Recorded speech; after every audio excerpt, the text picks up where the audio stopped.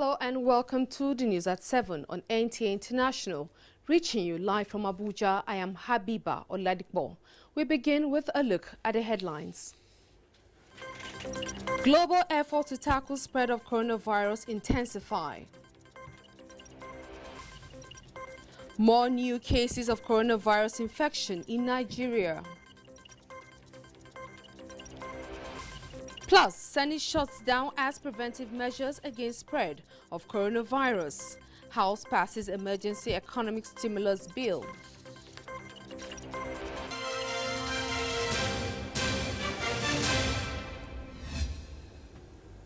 The Nigerian Center for Disease Control, NCDC, has confirmed 4 new cases of coronavirus in Nigeria as at 1 o'clock in the afternoon Tuesday.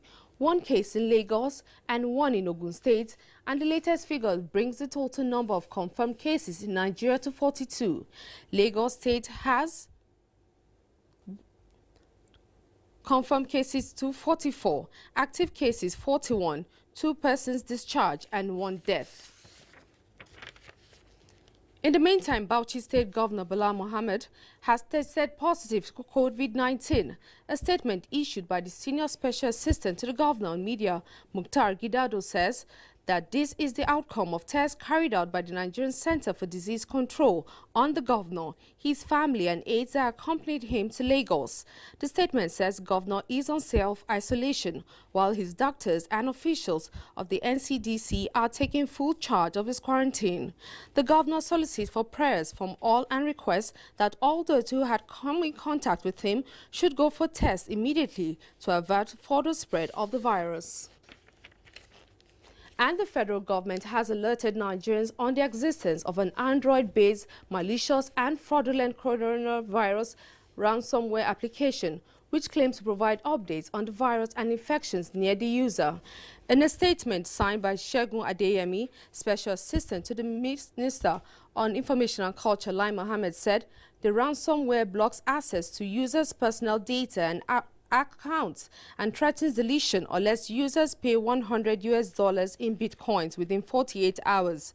He said the ransomware app detected on the website www.coronavirusapp.site prompt users to download an Android app purportedly for coronavirus map tracking and heat map visuals. The minister said the development confirms warning against cyber criminals seeking to exploit the growing spread of the coronavirus for nefarious gains. He therefore calls on the general public not to download the ransomware app and to seek updates on the pandemic only from the appropriate authorities.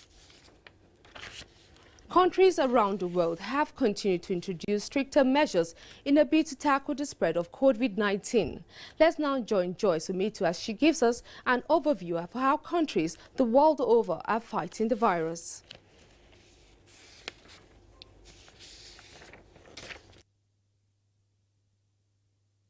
Organization has warned that the pandemic is accelerating as more than 1.5 billion people across the globe have been told to stay at home.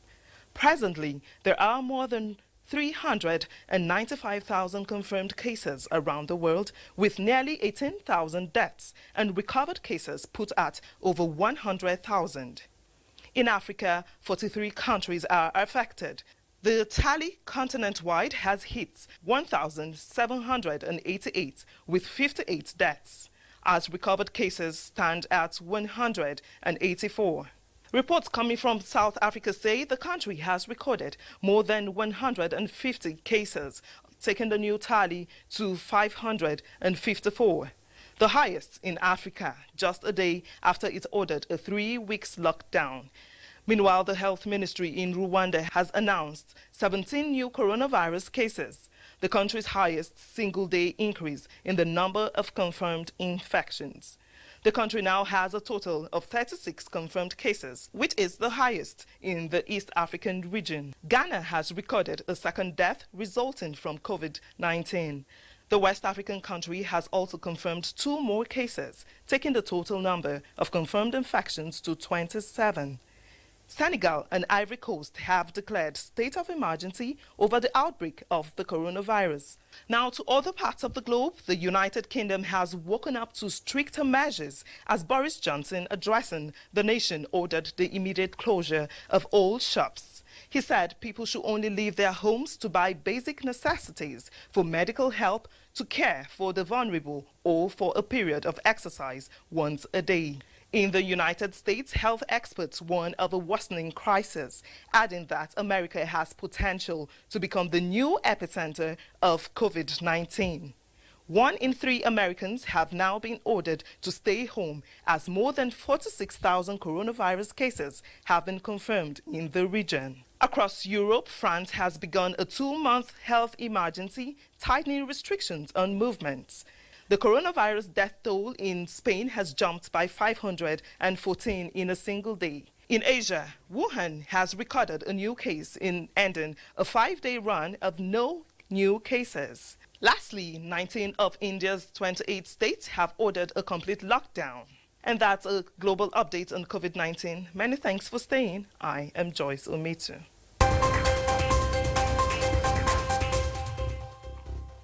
Many thanks, Joyce, for that update. And the United Nations Women Representative to Nigeria and ECOWAS, Comfort Lantern, earlier spoke with Musbah Wahab on the United Nations efforts at containing the effect of coronavirus around the world.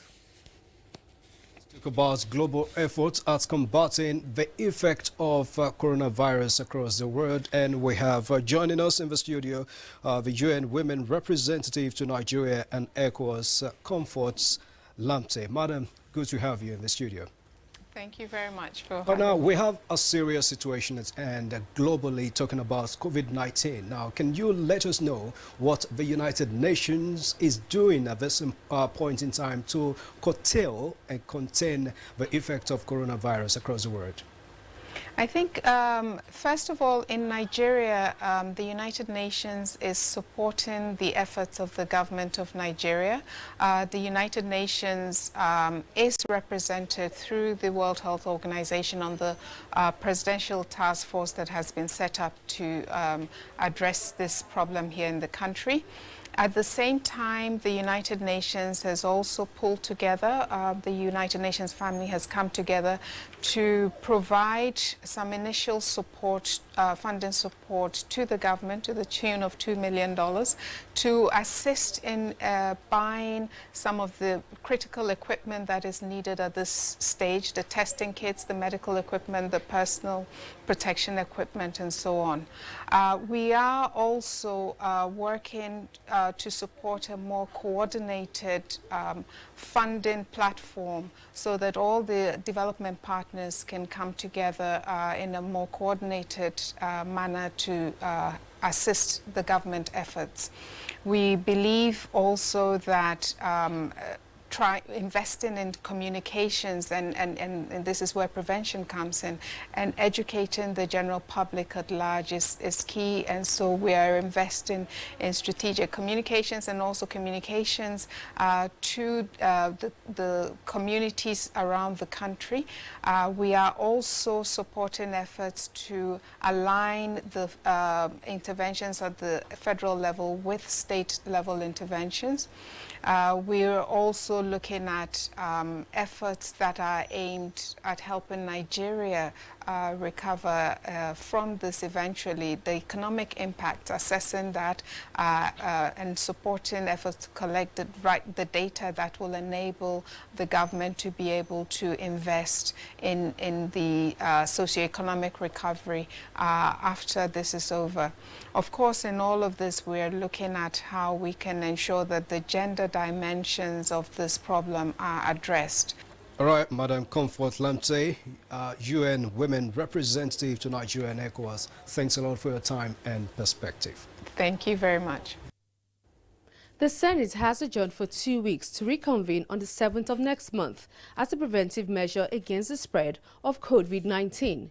Both chambers of the National Assembly had last week restricted visitors from entering the premises of the National Assembly, with the Senate suspending all public hearings. National Assembly correspondent Ignatius Nkwo reports. The Senate reconvened for Tuesday's plenary amidst palpable tension created by the rampaging COVID-19. It immediately dissolved into a closed-door session, which lasted 2 hours, after which the President of the Senate, Ahmed Lawan, reports on the outcome of the executive session. The Senate further resolved to adjourn sitting for 2 weeks from today due to the pandemic of coronavirus ravaging the entire world. Federal government should give financial and other resource assistance to the states in the fight against the virus. The atmosphere in the Senate chamber further became sober when the majority leader announced the death of the senator representing Cross River North Senatorial District, Senator Rose Oko, who died in the United Kingdom. To the chairman on our Committee on Trade and Investment. At the Senate press corps, Chairman Senate Committee on Health Ibrahim Oloriegbe announced that no senator has tested positive to the COVID-19 virus. So don't let us sensationalize the issues or what they are writing in the social media and so on and so forth. And so far, I must tell you that there's no senator that has tested positive, as far as my knowledge is concerned, as at this morning. Yes. We have agencies of government in the various airports, and none of these agencies of government have complained to the Senate that so-so and so-so have refused to follow the due process. At the moment, no senator has exhibited symptoms of the virus. From the National Assembly, Ignatius Nkwo, NTA News. In the meantime, the House of Representatives has passed the Emergency Economic Stimulus Bill 2020, which made provisions to put in place measures to alleviate financial burden on citizens in response to economic downturn occasioned by the coronavirus outbreak. The bill, which witnessed accelerated passage as it went through first, second and third reading at plenary Tuesday, was sponsored by the Speaker, Femi Gbajabiamila, and the entire leadership of the House. Other features of the bill includes suspension of import duty on medical items needed to tackle the disease, protect employment status of Nigerians who might become unemployed, and provide temporary tax relief to companies and individuals to alleviate economic consequences. Plenary also adopted a number of resolutions following a motion by House leadership on coronavirus. Amongst the resolution is a call on the federal government to use federal government colleges around the country as emergency isolation centers for coronavirus disease. In the meantime, the House has adjourned plenary to the 7th of April 2020, but may reconvene within the period should there be an emergency. The leadership of the Broadcasting Organization of Nigeria has urged its members to support the government's efforts at curtailing the spread of coronavirus by using their platforms to educate Nigerians on safety measures on the pandemic. Adebola Brooklyn Sunday reports. Ever since the World Health Organization declared coronavirus a pandemic, the federal government of Nigeria has intensified measures to curb the spread of the virus. Encouraged by government's efforts, Broadcasting Organizations of Nigeria, BON, said all its members must support the government to achieve its aim. It's a duty on us to help sensitize the general public. We want to appreciate the position of the government so far. The government has been proactive. Executive member and Director General of Voice of Nigeria, Osita Okechukwu, said the proactive measures by the president is commendable, especially as the world struggles on what to eat. Because when critical times like the coronavirus comes, we don't pray it comes every day, and the oil price nosedives, the Nigerians should not panic if we can produce what we eat. In every news we do or every program we try to put like a 5-minute program for the COVID-19, both in Hausa and English. And ensuring that we maintain personal hygiene, we follow the rules, we respect constituted authority, we listen to the experts. BON is the umbrella body of all broadcast outfits in Nigeria. Adebola Brooklyn Sunday, NTA News. This is the news on NTA International, reaching you live from Abuja. Do stay tuned for more reports after this break. Many thanks for being there. And staying with matters related to coronavirus, with the increasing cases of COVID-19 globally, Nigerians abroad have been advised to continue to abide by directives and orders of their host countries. Chairman Nigerians in Diaspora Commission Abike Dabiri-Erewa gave the advice when she spoke on how Nigerians in diaspora are coping with this viral spread in an interview with correspondent Haman Jabani in Abuja. The federal government is taking measures in tackling the spread of COVID-19 in the country. Some of them include the closure of all land borders and international airports. The Nigerians in Diaspora Commission is following the development closely as it affects Nigerians abroad. For Nigerians who have called that they were stranded in one place or the other, a lot of embassies have online contacts. So if you know that you're supposed to return, but you're stranded because of closure of your country, then go to that embassy and apply for a change of status. Apply for an extension of your visa. They will listen to you. However, don't wait till 4 or 5 months later and say, oh, I stayed behind though because of coronavirus. Go there now and let them know you have a problem. And don't try to capitalize unnecessarily on the situation. The chairman of Nigerians in Diaspora Commission, Abike Dabiri-Erewa, said Nigerians abroad are in contact with the Commission and how to give their support to the country in its effort to contain the virus. It's their own way of saying, well, we're far away, we can't do much but accept what we're doing. And that's the show of love and togetherness that we're saying that Nigerians should show at this point in time. So we continue to encourage that and continue to monitor one another. She, however, called on all Nigerians to follow all the directives put forward by the federal government on the containment of the virus. Hamad Jabani, NTA News. In the meantime, members of the All Progressives Congress United Kingdom have donated boxes of coronavirus kits to the Diaspora Commission in Abuja for onward distribution to health facilities in Abuja and environs. The kits included surgical latex gloves and quality face masks, amongst others. In a statement by the APC UK Publicity Secretary, Jacob Ogunsheye, he said the donation is one of the APC UK's contribution to curbing the coronavirus outbreak in Nigeria. And it was an unusual scene at the Federal Secretariat Abuja, as most workers have complied with the compulsory stay at home of non-essential public servants. Adebola Brucelin Sunday tells us more.